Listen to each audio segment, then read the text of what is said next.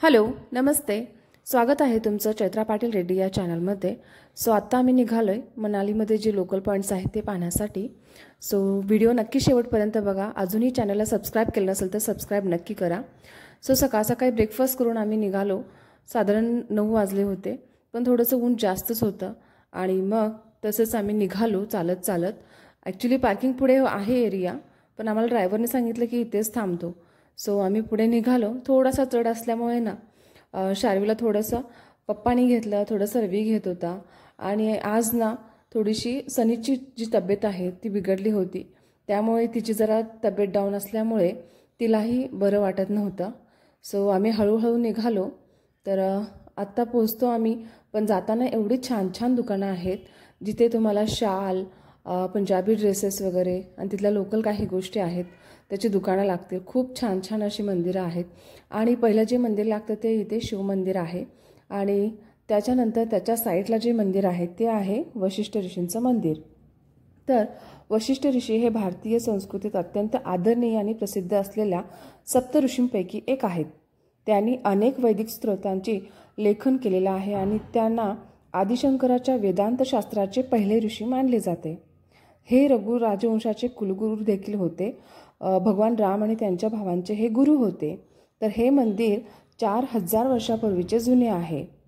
तर तुम्ही बघू शकता, आत्ता मंदिराच्या बरोबर समोरच आहे हे मंदिर आहे. खूपच छान असं मंदिर आहे. तर मंदिरात ना ऋषी वशिष्ठांची काळ्या दगडाची प्रतिमा आहे आणि मंदिराची रचना लाकडी कोरीव कामाने सुंदर केली आहे. पाहायला सुद्धा खूप छान वाटतं. मंदिराच्या जवळच एक राम मंदिर म्हणून आहे. तिथे हे एक प्राचीन दगडी मंदिर आहे. तिथे राम, लक्ष्मण, सीता यांची अशी मूर्ती आहे.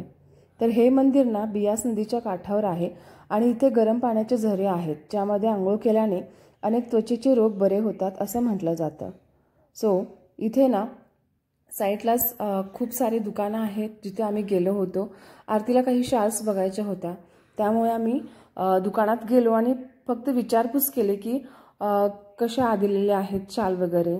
तर तिथे ना 300 पासून ॲक्च्युली शाल स्टार्ट होत्या. खूप वेगवेगळ्या प्रकारच्या होत्या, क्वालिटीज वेगळ्या होत्या. आपल्याला जसं हवं आपल्या चॉईसनुसार आपण घेऊ शकतो. आणि मग पुढे गेल्यानंतर सगळ्यांनाच थोडासा ॲक्च्युली ऊन भरपूर असल्यामुळे थकवा आला होता. ज्यूस पिण्यासाठी आम्ही तिथे थांबलो आणि सगळ्यांनीच ऑरेंज ज्यूस घेतले.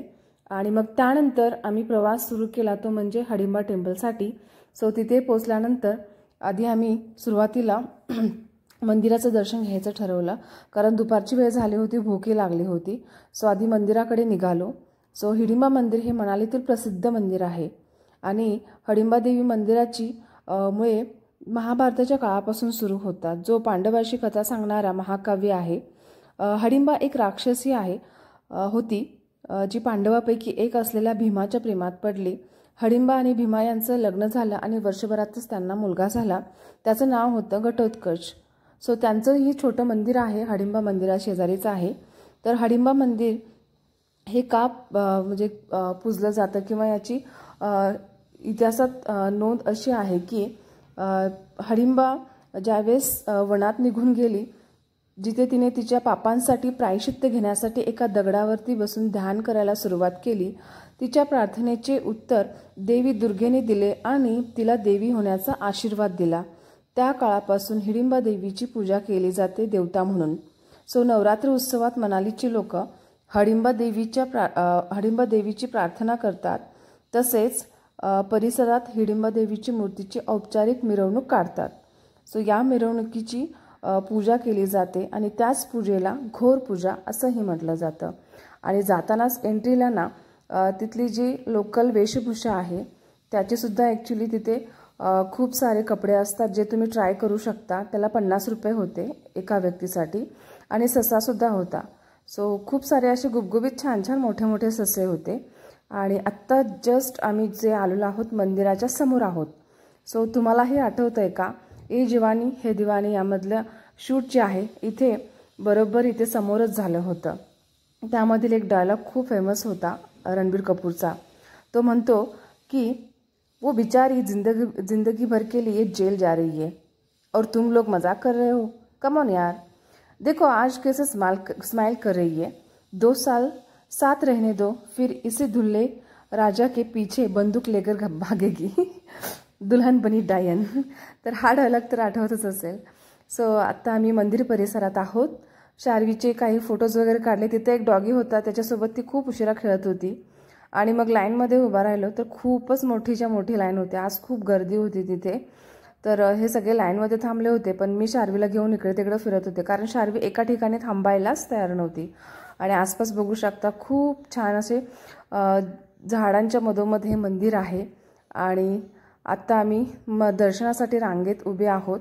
साईडला चप्पल ठेवायला भरपूर ठिकाणी जागा आहेत.